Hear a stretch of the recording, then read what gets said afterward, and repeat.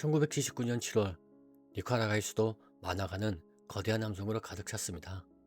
수십 년간 나라를 철권으로 지배해온 소모사 독재 정권이 마침내 무너졌고 산디니스타 혁명군이 수도를 장악했습니다. 미국이 오랫동안 지원해온 독재 정권이 무너진 날 니카라과 민중은 자유를 외쳤습니다. 하지만 그날 미국은 충격에 빠졌습니다. 냉전 한가운데 중남미의 작은 나라에서 마르크스주의 성향의 혁명정부가 출현한 것이었습니다. 미국의 시각에서 그날은 해방의 날이 아니라 재앙의 시작이었습니다. 이렇게 해서 니카라과는 곧 중남미에서 가장 잔혹한 내전의 중심이 되었고 CIA가 개입한 비밀전쟁의 무대가 되었습니다. 이것이 바로 콘트라 내전의 서막이었습니다. 산디니스타 해방전선은 오랜 시간 소모가 일가의 부패한 독재와 미국의 영향력 아래에서 고통을 받던 국민들의 지지를 받아 집권했습니다.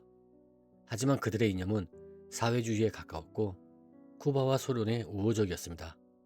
미국은 이것을 용납할 수 없었습니다.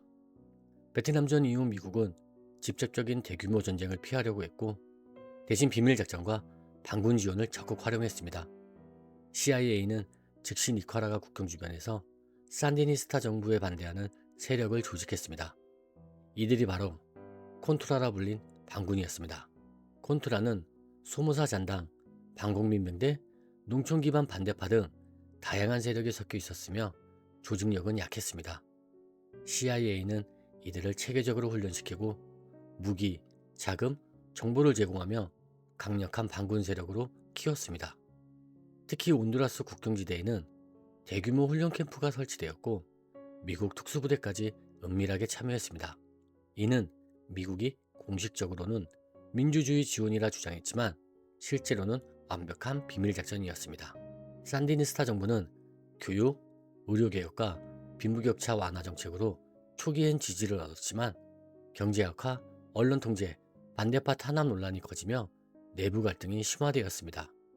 미국은 이를 명분으로 콘트라 지원을 확대했습니다. 레이건 행정부는 니카라과가 두 번째 쿠바가 되는 것을 막아야 한다고 선언했고 미국 의회는 콘트라 지원 예산을 승인했습니다. 1982년 이후 전쟁은 본격적인 게릴라전으로 번졌습니다. 반군은 정규군과 정면으로 맞서지 않고 국경지대에서 기습, 마을 습격, 도로 파괴, 통신시설 공격, 산간지역 매복전을 반복했습니다. 산디니스타 정부군은 소탄작전을 벌였지만 국경이 길고 정글 산악지대가 많아 반군을 완전히 제거하기 어려웠습니다. 특히 온두라스 영내의 콘트라 캠프는 국제법 때문에 공격할 수가 없었고 이는 반군에게 사실상 안전지대가 되었습니다. CIA는 무기만 준 것이 아니라 심리전까지도 지도했습니다. 반정부 라디오 방송을 운영하며 산디니스타는 독재 정권이다, 국민을 속이고 있다라는 메시지를 퍼뜨렸습니다.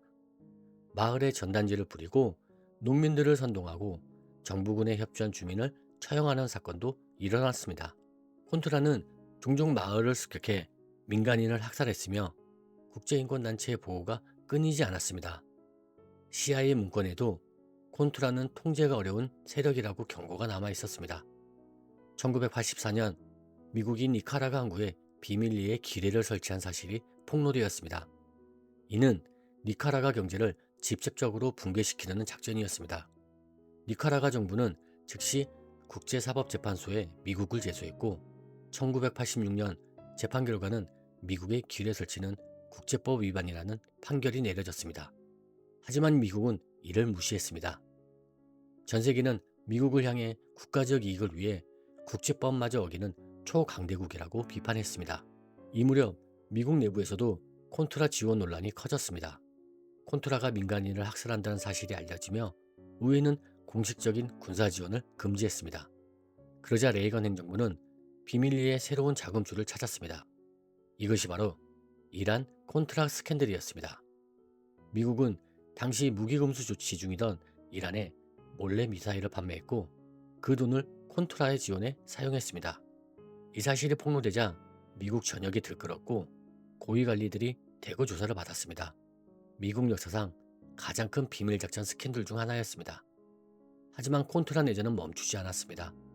산디니스타 정부는 전쟁 장기와 미국의 경제 제재, 식량 부족, 경제 붕괴로 점점 약해지고 있었습니다. 징병제가 시행되며 젊은 세대의 불만이 커져갔고 정부와 국민 사이의 갈등도 커져갔습니다. 미국은 경제, 외교, 군사적으로 산디니스타를 계속 압박했습니다.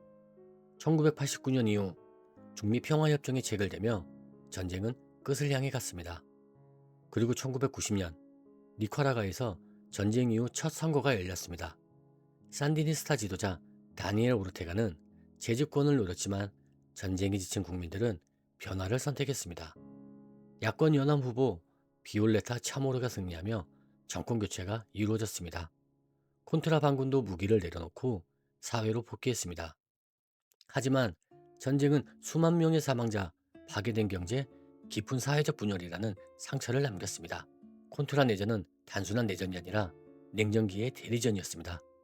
미국은 공산주의 확산을 막기 위해 자유와 민주주의를 내세웠지만 비밀작전, 무기밀매, 불법 규례 설치 등 국제법을 무시한 행동을 저질렀습니다. 산디니스타 정부도 경제관리 실패와 내부 탄압으로 국민의 신뢰를 잃었고 결국 가장 큰 피해자는 죄 없는 민간인이었습니다. 오늘날 니카라과는 여전히 콘트라 내전의 후유증 속에 살아가고 있습니다. 산디니스타와 반대파의 대립, 억압적 정치 문화, 빈부격차, 미국과의 복잡한 관계는 아직 끝나지 않았습니다. 콘트라 내전은 작은 나라가 냉전이라는 거대한 국제정치 소용돌이에 휘말렸을 때 어떤 비극이 벌어지는지를 보여주는 상징적인 사건으로 남아 있습니다. 이상 영상을 마치겠습니다. 감사합니다.